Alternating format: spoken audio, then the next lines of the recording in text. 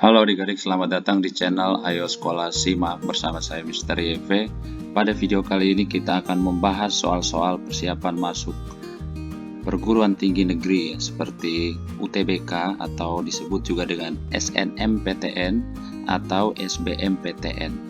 Kali ini kita membahas soal TPS Matematika Pengetahuan Kuantitatif. Oke, kita akan membahas soal yang ke-21. Kebalikan dari 5/17 adalah 3 plus 2 per 2 min 3x. Nilai dari x sama dengan, kita tahu bahwa kebalikan dari 5/17 adalah 17 per 5. Maka dari soal 17 per 5 ini sama dengan 3 plus 2 per 2 min 3x. Persamaan ini kita selesaikan, kita akan dapatkan nilai x ini. Persamaan ini kita bisa tuliskan kembali menjadi 17 per 5 sama dengan 3 ini sama saja dengan 15 per 5. Jadi 15 per 5 kan sama dengan 3 tambah 2 per 2 min 3x. Kita pindah ruas, jadinya 17 min 15 per 5 sama dengan 2 per 2 min 3x. Maka kita dapatkan 2 per 5 sama dengan 2 per 2 min 3x. Ini kita coret 2-nya, kita dapatkan 5 sama dengan 2 min 3x. Jadi 5 min 2 sama dengan min 3x.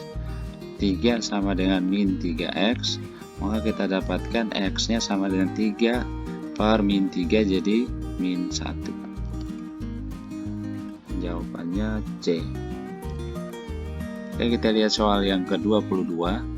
Jika A banding 2B sama dengan 3 banding 5, maka 4B kuadrat min A kuadrat per 8B kuadrat min 4AB sama dengan, perbandingan A banding 2B itu sama dengan 3 banding 5, atau A nya sama dengan 3x, 2B nya sama dengan 5x.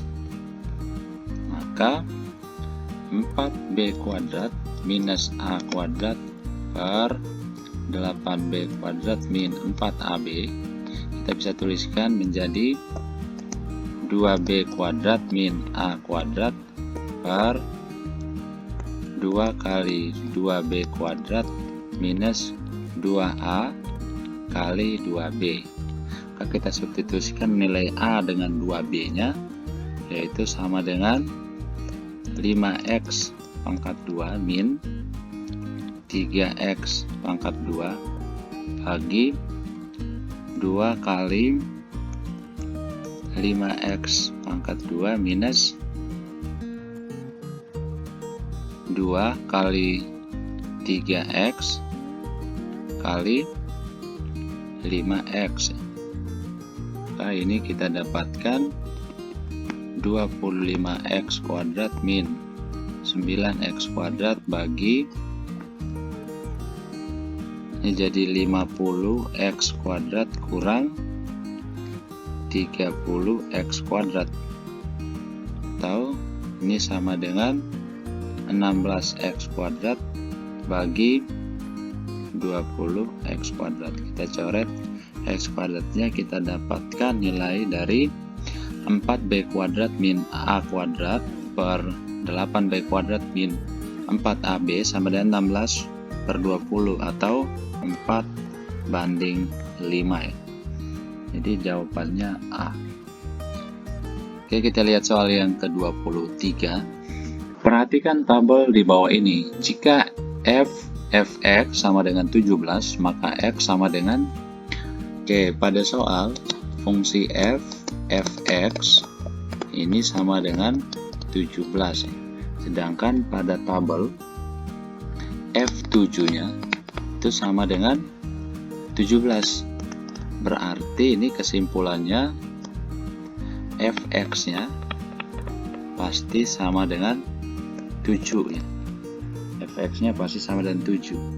Dari tabel juga fx sama dengan 7 itu ketika x-nya 2 ya. Berarti kesimpulannya adalah x-nya sama dengan 2. Jadi jawabannya B. Oke, kita lihat soal yang ke-24. Dari angka-angka 1, 2, 4, 5, 6 akan dibentuk bilangan genap yang terdiri dari 3 angka berbeda. Banyak bilangan yang bisa dibentuk adalah, untuk menyelesaikan soal ini kita gunakan aturan pengisian tempat yang berbeda. Karena akan dibentuk bilangan genap yang terdiri dari 3 angka, maka bilangan tersebut adalah bilangan ratusan. Jadi ada tempat satuan, puluhan, dan ratusan, maka ada 3 tempat.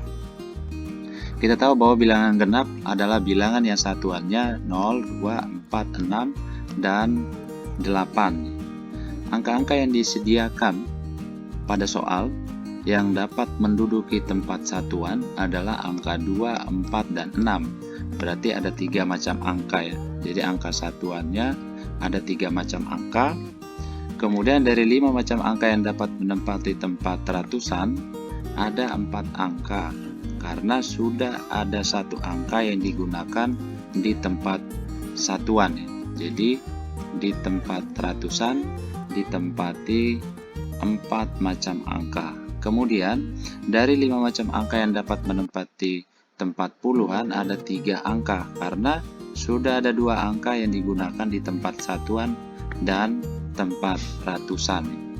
Jadi di tempat puluhan ada 3 macam angka. Maka banyaknya bilangan yang bisa dibentuk adalah 4 kali 3 kali 3, yaitu sama dengan 36 banyaknya bilangan yang dibentuk ya. Jadi jawabannya C. Oke, kita lihat soal yang ke-25. Dua buah persegi panjang kongruen seperti pada gambar di bawah. AB sama dengan BG sama dengan 5 dan AD sama dengan BE sama dengan 13. Luas daerah yang diarsir adalah titik-titik satuan luas.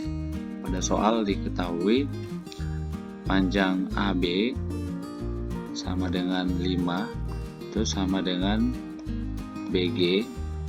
Kemudian panjang AD nya 13, panjang BE juga 13. Maka dari gambar segitiga EAB dengan siku-siku di A, maka kita dapatkan panjang AE itu sama dengan akar dari 13 kuadrat kurang 5 kuadrat, itu sama dengan akar dari 169 kurang 25, sama dengan akar 144. Berarti AE nya sama dengan 12. Karena AE nya 12 berarti GC juga 12. Maka ED nya 1 dan CF juga 1 ya. Misalnya perpotongan dari garis EF dan DC ini adalah titik O. Maka DO nya X, berarti OF juga X. Dari gambar kita bisa ketahui bahwa segitiga ODE ini kongruen ya. Kongruen dengan segitiga OFC dengan panjang DE sama dengan CF, yaitu sama dengan 1, dan panjang DO sama dengan panjang OF sama dengan X. Maka dari gambar kita bisa tuliskan panjang CO itu sama dengan 5 kurang X. Berarti dari segitiga OFC, dari segitiga OFC ini kita bisa tuliskan CO kuadrat sama dengan OF kuadrat plus CF kuadrat. CO nya sama dengan 5 min X kuadrat, OF nya X kuadrat, CF juga sama dengan ini 1 kuadrat ya. Tahu ini jadinya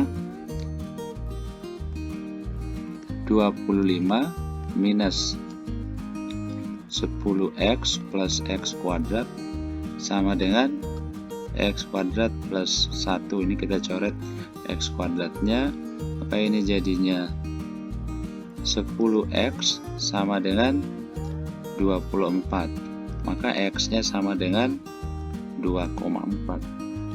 nilai x sama dengan 2,4, maka panjang CO nya sama dengan 5 kurang 2,4 berarti sama dengan 2,6 ya. Panjang CO 2,6, panjang EP nya sama dengan 5 ya.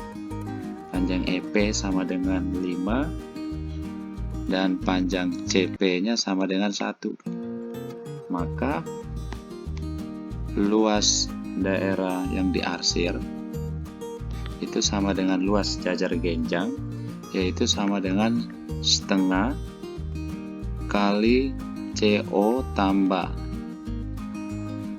PE, panjang PE dikali CP, yaitu sama dengan setengah kali CO nya 2,6 ditambah PE atau EP nya 5 dikali CP nya 1, maka luas daerah yang diarsir itu sama dengan 3,8. Jadi jawabannya C. Oke, kita lihat soal yang ke-26. Perhatikan grafik fungsi kuadrat di bawah ini. Berdasarkan grafik di atas, pernyataan yang benar adalah secara umum fungsi kuadrat dapat kita nyatakan dalam rumus fx sama dengan A kali x min x1 dikali x minus x2 dengan x1 dan x2 dan x2 ini merupakan akar-akar dari fx. Dari grafik, ketika fx sama dengan 0, kita dapatkan x1 nya sama dengan minus 1 dan x2 nya sama dengan 3. Berarti dari sini, dari data yang ada, kita bisa tuliskan fx nya sama dengan A dikali x minus 1 kali x minus 3, atau sama dengan A kali x plus 1 kali x minus 3. Ini fx. Kemudian berikutnya kita akan menentukan nilai dari A. Kita gunakan data ketika x sama dengan 0, fx nya sama dengan minus 6. Ini sama aja dengan f ketika x nya 0. Maka dari data ini kita bisa tuliskan f0, yaitu kita ganti x nya sama dengan 0, itu sama dengan A kali 0 plus 1 dari fungsi di atas ya, dikali 0 minus 3. Maka ini f0 nya kita ganti dengan minus 6 sama dengan A kali 1 kali minus 3. Maka kita akan temukan A nya sama dengan minus 6 bagi minus 3 berarti 2.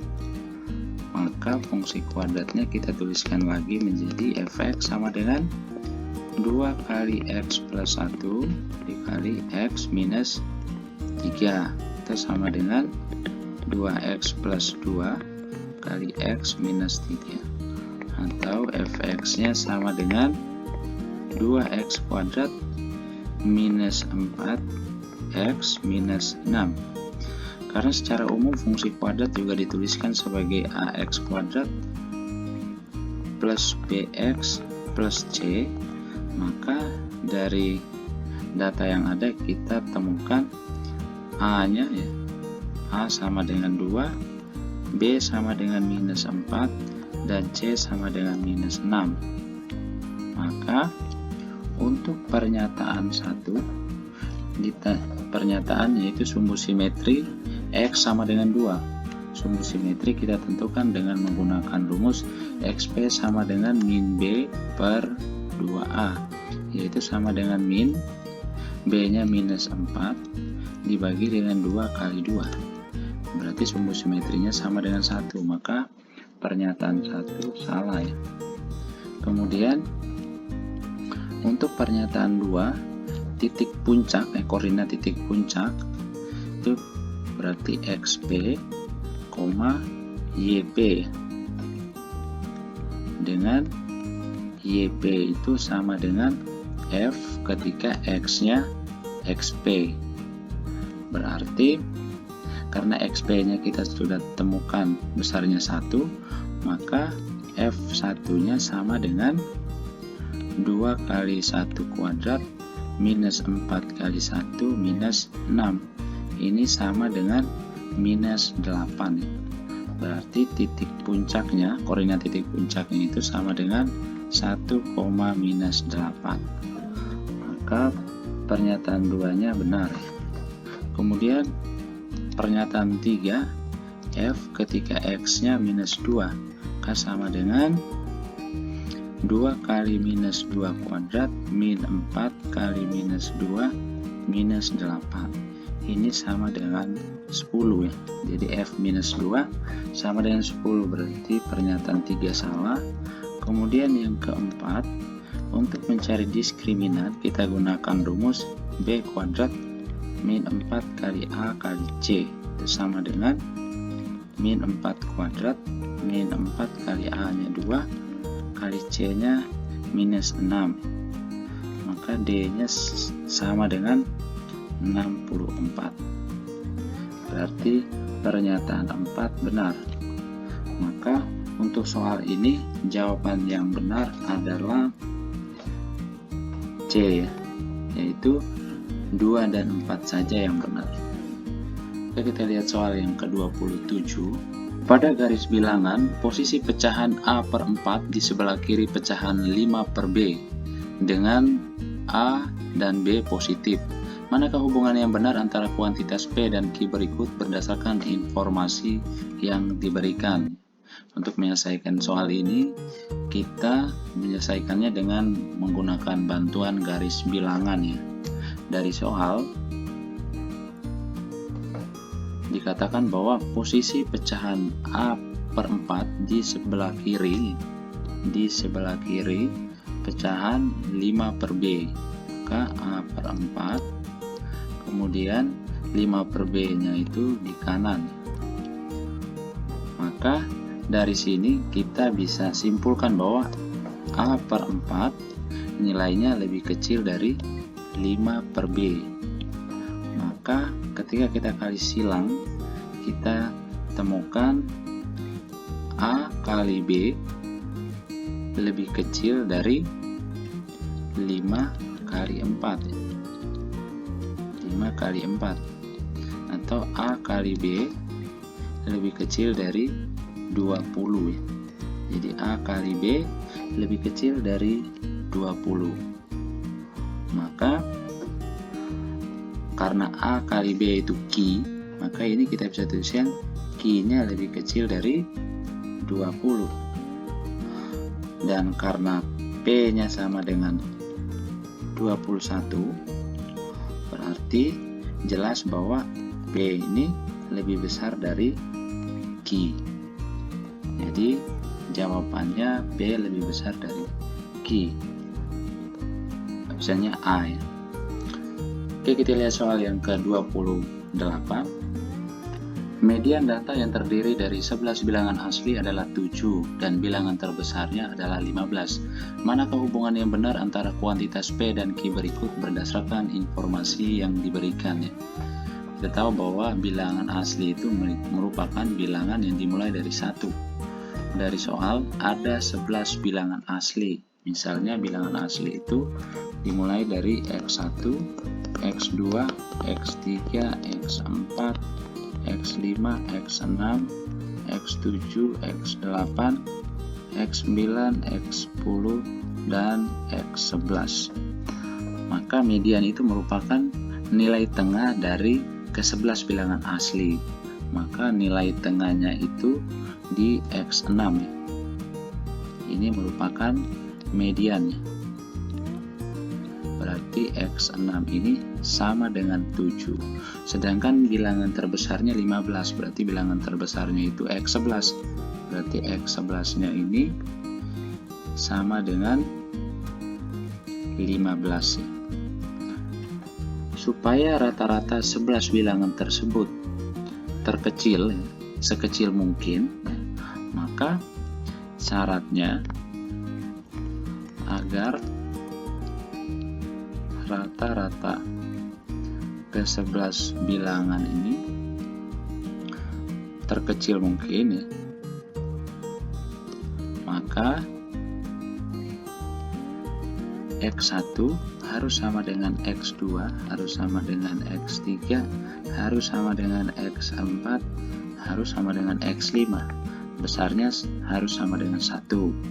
Dan X7 itu harus sama dengan X8, harus sama dengan X9, harus sama dengan X10, harus sama dengan X6, yaitu sama dengan 7.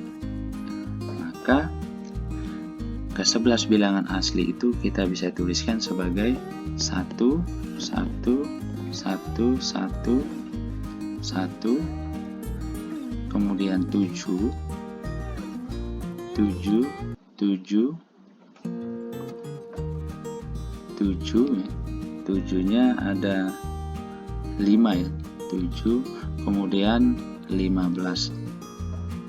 Jadi satunya ada 5, 7-nya ada 5, kemudian ada 15. Maka rata-rata ke-11 bilangan ini itu sama dengan 1 tambah 1 tambah 1 tambah 1 tambah 1 ya, ditambah 7 tambah 7 tambah 7 tambah 7, kemudian tambah 7 tambah 15 bagi 11. Ini kita dapatkan rata-rata terkecilnya adalah 5 ya. Jadi karena rata-rata terkecilnya sama dengan 5 dan P itu merupakan rata-rata terkecil yang mungkin, ini sama dengan 5, maka kesimpulannya adalah P sama dengan Q. Jadi jawabannya C. Oke, kita lihat soal yang ke-29.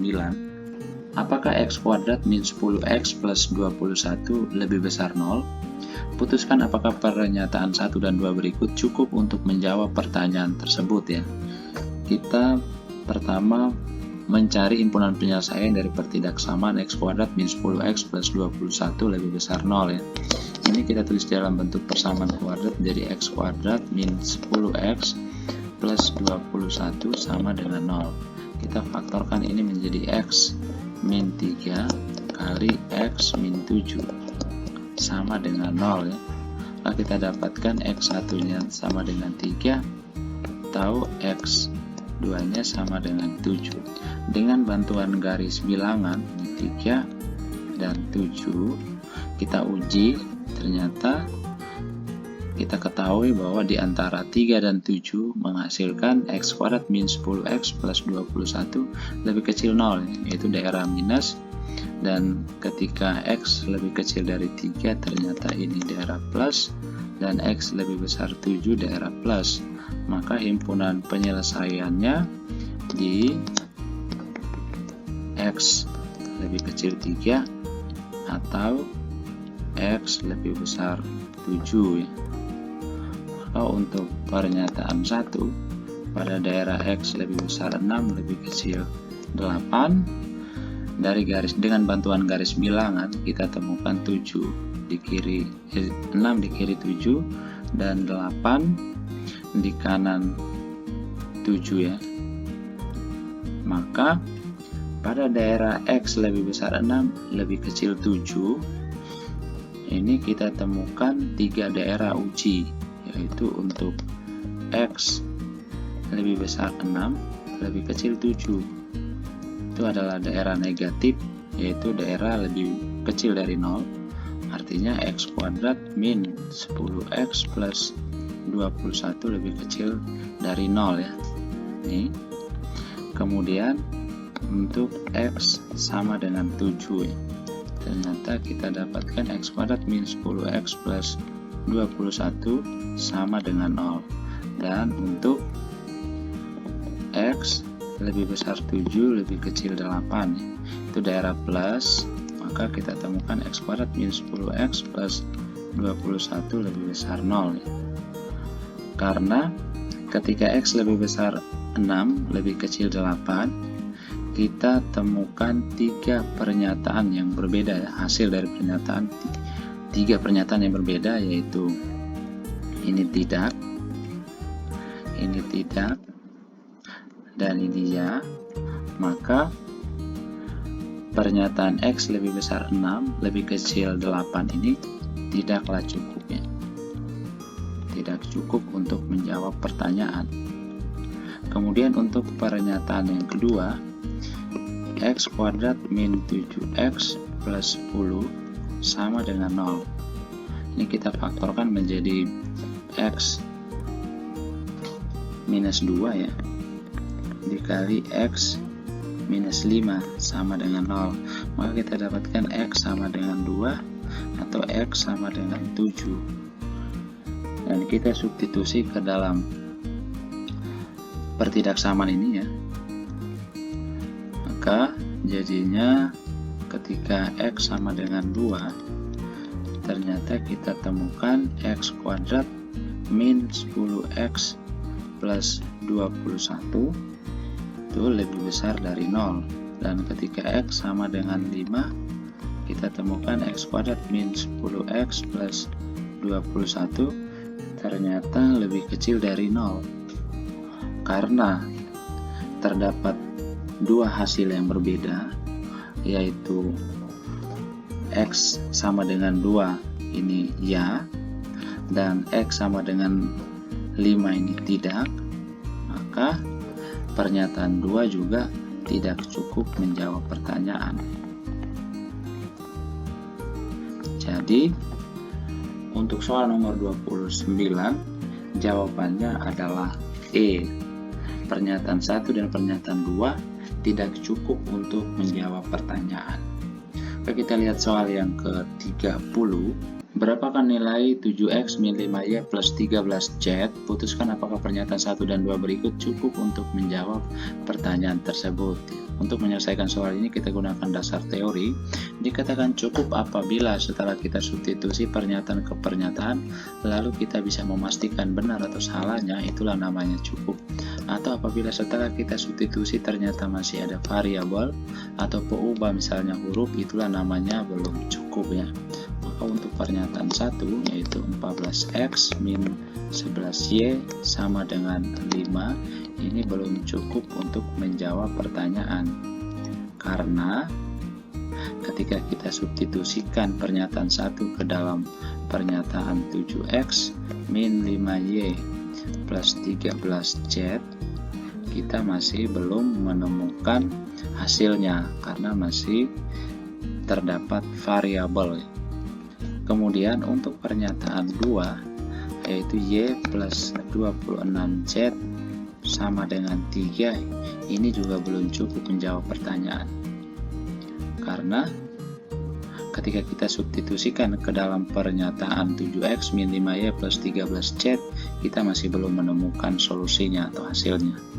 Tetapi ketika kedua pernyataan kita gabungkan, itu pernyataan satunya 14x min 11y sama dengan 5 dan y plus 26z sama dengan 3, kita gabungkan, itu kita jumlahkan, ini jadinya 14x min 10y plus 26z, ini kan sama dengan 8, atau kita bisa sederhanakan menjadi 7x min 5y plus 13z, ini sama dengan 4.